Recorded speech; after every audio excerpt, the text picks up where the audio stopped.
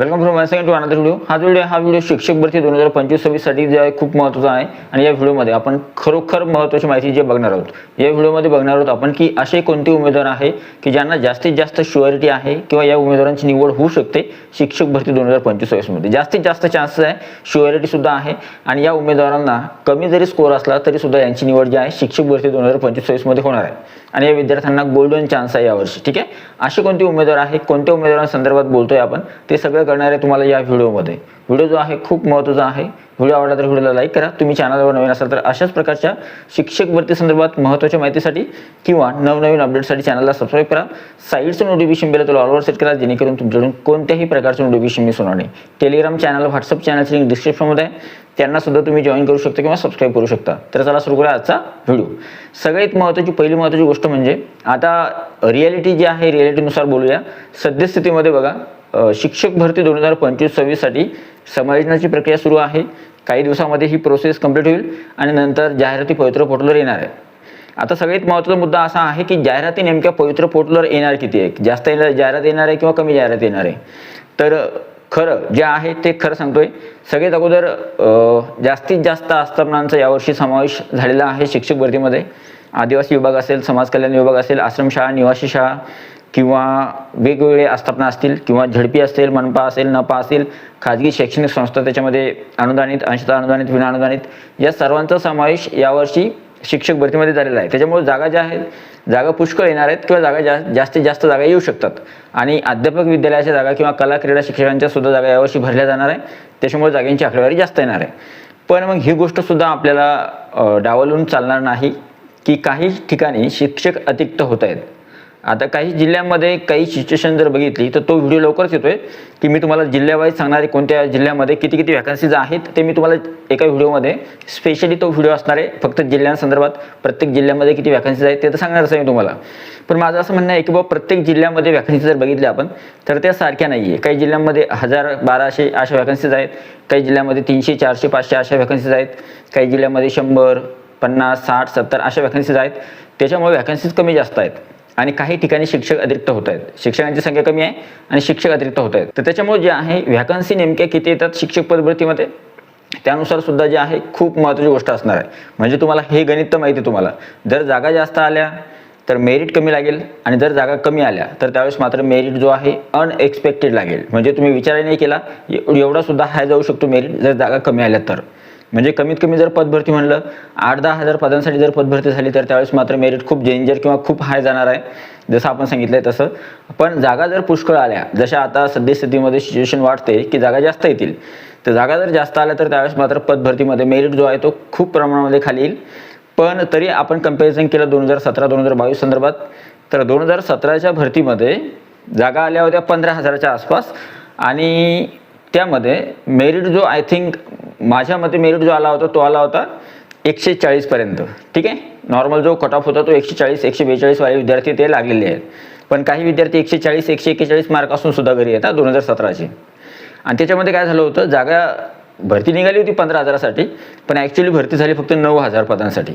म्हणजे अगोदर तर 7 का 8,000 भरले होते, नंतर थोडेफार वाढले तर 9,000पर्यंत आसपास ती पदभरती झालेली आहे.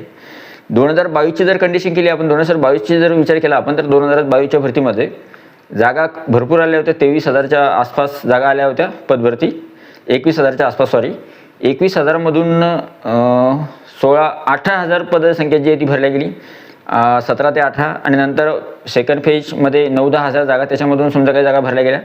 30-32 पदांसाठी 2022ची पदभरती जी आहे ती चालली 2024पर्यंत, तिथपर्यंत ती पदभरती झाली आणि त्यामध्ये सुद्धा चांगल्या प्रकारे पदभरती केल्या गेली. आता या दोन्ही मागच्या पदभरतीचा जर आढावा बघितला आपण तर एवढ्या जागा 2025-26 मध्ये येतील का, तर एवढ्या जागा नाही येणार. कारण की 2022ला खूप जागा आल्या होत्या 32-33 हजारापर्यंत. एवढ्या जागा यावर्षी येणार नाही, पण मग खूप कमी सुद्धा येणार नाही. फक्त जागा जास्त याव्या जेणेकरून जास्तीत जास्त उमेदवारांना फायदा होईल. जागाच कमी आल्या तर मात्र फायदा जास्त उमेदवारांना होणार नाही.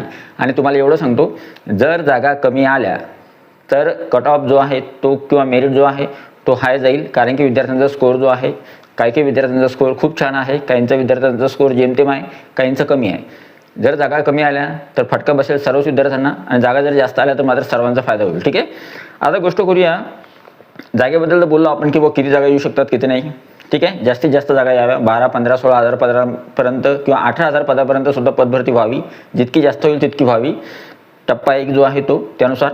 आता मी सांगतो तुम्हाला की कशा कशा पद्धतीनं स्कोप असणाऱ्या विद्यार्थ्यांना किंवा कशा प्रकारे गोल्डन चान्स आहे. सगळ्यात अगोदर बघा, वर्ग 1 ते 5 साठी जर विचार केला आपण, तर वर्ग 1 ते 5 साठी सगळ्या जागा जिल्हा परिषदेच्या, खाजगीच्या, नपाच्या म्हणजे नगर परिषद किंवा नगर परिषदा आणि महानगरपालिका यांच्या जागा ज्या आहेत जास्त येतात. आता एवढंच नाही, वर्ग 1 ते 5 च्या जागा असतात त्या आदिवासी विभागाच्या किंवा समाज कल्याण विभागाच्या ज्या काही शाळा असतील त्यांच्या सुद्धा जागा येणार आहेत. खाजगीच्यामध्ये सुद्धा अनुदानित, अंशतः अनुदानित, विना अनुदानितच्या सुद्धा जागा येणार आहेत. मग या सगळ्यांची आकडेवारी जर बघितली आपण तर 1 ते 5 साठी चांगल्या जागा येणार आहेत यावर्षी. त्यांच्यासाठी ही सुवर्ण संधी आहे. मराठी मीडियमच्या जागा त्याच्यामध्ये जास्त असणार आहे, उर्दू मीडियमच्या सुद्धा जागा असणार आहे, इंग्रजी मीडियमच्या सुद्धा जागा असणार आहे आणि हिंदी मीडियमच्या सुद्धा किंवा इतर मीडियमच्या सुद्धा जागा असणार आहे. पण जास्त प्रमाण मराठी मीडियमचं आहे, त्यांना त्याचा फायदा मिळेल. उर्दू इंग्लिश मीडियमच्या विद्यार्थ्यांना असा फायदा आहे की त्यांच्या जागा फक्त त्यांच्यासाठी चालतात, त्यांच्यासाठी जागा येतात आणि त्यांचा मेरिट जो आहे तो कमी राहील. आता जर समजा स्पेशली जर तुमचं DED किंवा DTED आहे आणि तुम्ही TETचा पेपर क्रमांक 1 पास केलेला आहे, तर त्यावेळेस मात्र तुम्हाला वर्ग 1 ते 5 साठी संधी आहे आणि तुम्ही खरोखर वर्ग 1 ते 5 साठी अप्लाय करायला पाहिजे. तिथे मेरिट जो आहे तो कमी जाऊ शकतो किंवा कमी राहू शकतो काही काही ठिकाणी. हे सुद्धा लक्षात ठेवा, वर्ग 1 ते 5चाच मेरिट पण काही काही ठिकाणी मेरिट कॅटेगरीनुसार हाय जाईल आणि काही ठिकाणी मेरिट जो आहे तो खाली येईल. हे तुम्हाला समजलं असेल, कारण की काही काही ठिकाणी तुमची कॅटेगरी कोणती आहे, कास्ट कोणती आहे तुमची, कोणत्या कास्टमधून तुम्ही फॉर्म भरला आहे आणि वर्ग 1 ते 5 साठी अप्लाय करताय, तर त्यावेळेस काही काही ठिकाणी मेरिट खूप कमी येईल आरक्षण किंवा TET किंवा कास्टनुसार. आणि काही काही ठिकाणी जर आपण बघितलं ओपन आहे समजा किंवा OBC आहे किंवा सोशल सायन्स किंवा वेगवेगळे विषय आहेत समजा, ठीक आहे, मराठी मीडियम आहे आणि ओपन आहे समजा, तर मग त्यांचं मेरिट थोडं हाय जाईल. अशा पद्धतीने सांगतो मी तुम्हाला, ठीक आहे. काही ठिकाणी मेरिट कमी येईल, काही ठिकाणी मेरिट जास्त येईल. आता गोष्ट करूया वर्ग 6 ते 8ची. 6 ते 8मध्ये बघा, 6 ते 8मध्ये भाषा विषय जे आहे, भाषा विषयाच्या जागा येतील जेमतेम. त्यानुसार त्यांचं मेरिटसुद्धा जेमतेमच असेल, जास्त हाय नसेल, जास्त कमी नसेल. थोडक्यात सोबत मॅथ आणि सायन्सच्या विद्यार्थ्यांना खूप स्कोप आहे 6 ते 8ला. मॅथ आणि सायन्सच्या विद्यार्थ्यांना जर 3 डिजिटमध्ये मार्क्स असतील, 3 डिजिटमध्ये तुम्हाला कळालं असेल, 3 डिजिटमध्ये मार्क्स असतील तुमचे, 3 डिजिटमध्ये जर तुमचे मार्क आहेत, त्यावेळेस तुम्ही समजून घ्यायचं की तुम्ही शिक्षक भरतीच्या उंबरठ्यावर उभे आहात. फक्त तुम्हाला शिक्षक भरतीमध्ये जागा किती येतात आणि तुमचा मेरिट तुमच्यापर्यंत येतो किंवा नाही येत ते फक्त तुम्हाला वाट बघावी लागेल. मॅथ आणि सायन्सच्या विद्यार्थ्यांना खूप चांगली संधी आहे.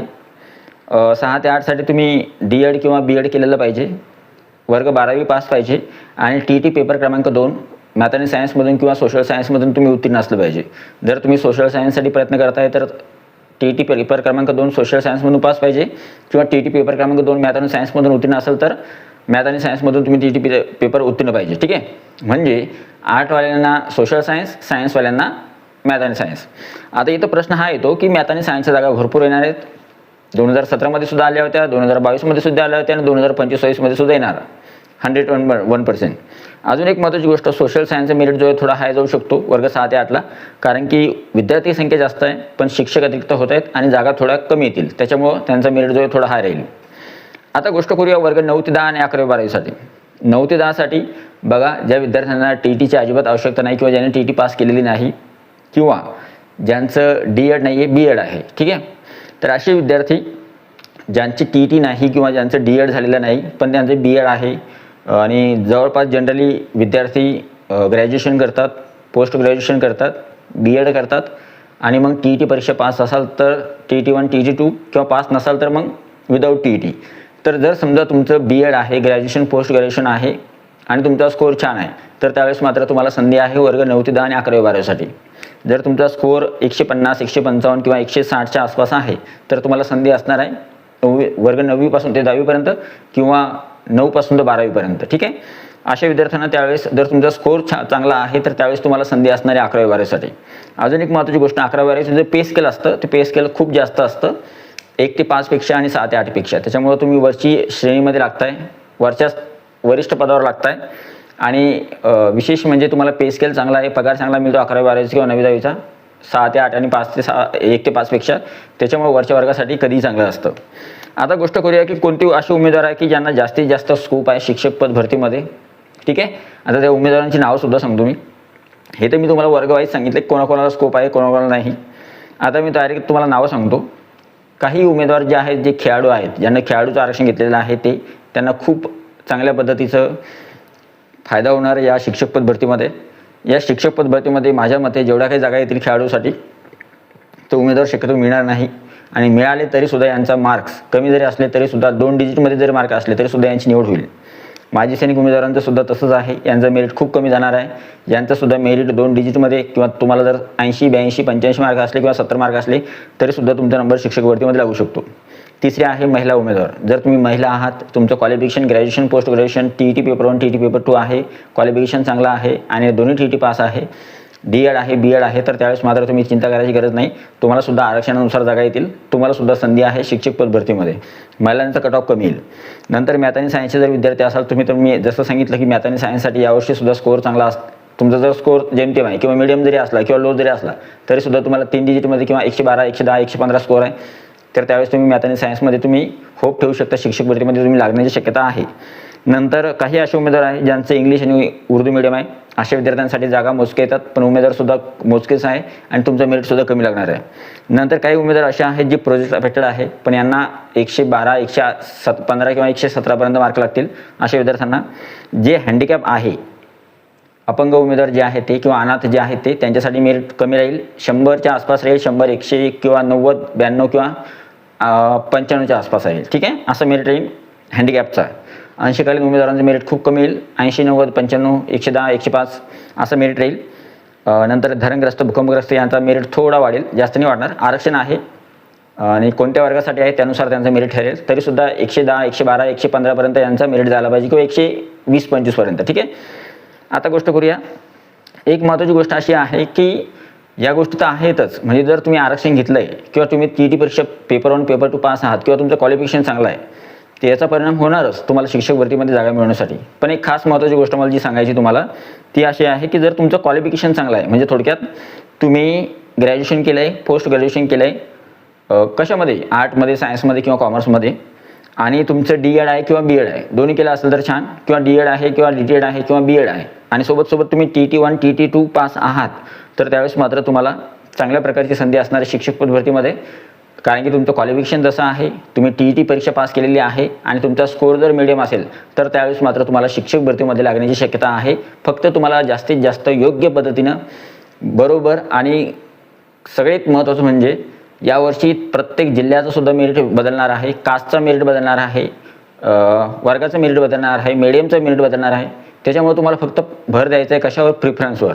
ज्यावेळेस जाहिराती येतील तर आपल्याला प्रिफरन्स 50 दिलेली आहे, पण त्यामध्ये वाढ जरी झाली तरीसुद्धा तुम्हाला त्याच गोष्टीवर फोकस करायचा आहे ज्यामधून आपली निवड होणार आहे, ते म्हणजे पसंतीक्रम. तर पसंतीक्रम योग्य पद्धतीने देण्यासाठी मी एक स्पेशल व्हिडिओ बनवणार आहे, आणि बनवावा किंवा न बनवावा ते मला कमेंटमध्ये नक्की सांगा.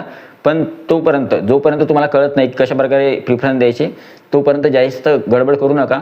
जाहिराती आल्यानंतर पसंतीक्रम देण्यासाठी पसंतीक्रम जर तुम्ही योग्य दिले तरच तुमची निवड होईल, जर पसंतीक्रम चुकले तर त्यावेळेस मात्र तुमची निवड रद्द होऊ शकते. ठीक आहे, तर या संदर्भात हा व्हिडिओ होता. आणि याच उमेदवारांना, जे मी आता उमेदवार सांगितले, या उमेदवारांना शिक्षक भरती 2025मध्ये जे आहे गोल्डन चान्स असणार आहे किंवा ऑपॉर्च्युनिटी असणार आहे. आय होप ही जी इन्फॉर्मेशन किंवा हा जो व्हिडिओ तुम्हाला आवडला असेल. व्हिडिओ आवडला तर व्हिडिओला लाईक करा, चॅनलला सबस्क्राईब करा अशाच प्रकारच्या महत्त्वपूर्ण माहितीसाठी. आणि हा जो व्हिडिओ जास्तीत जास्त हाईप करायला विसरू नका. हा जो व्हिडिओ इतर अभ्यासकांपर्यंत नक्की शेअर करा. तुम्हाला आवडला असेल तर लाईक करा, शेअर करा, सबस्क्राईब करा आणि हाईप करायला विसरू नका. भेटूया पुढच्या व्हिडिओमध्ये. तोपर्यंत व्हिडिओ बघितल्याबद्दल थँक्यू सो मच. आणि अजून एक महत्त्वाची गोष्ट, टेलिग्राम चॅनल, व्हॉट्सअप चॅनलची लिंक डिस्क्रिप्शनमध्ये आहे, त्यांना सुद्धा तो जॉईन करा, जेणेकरून मी तुम्हाला काही PDF असेल किंवा मागचा जो कालचा शासन निर्णय होता तो मी तुम्हाला टेलिग्राम चॅनलला देईल. वन्स अगेन व्हिडिओ बघितल्याबद्दल thank you so much. Take care, bye bye.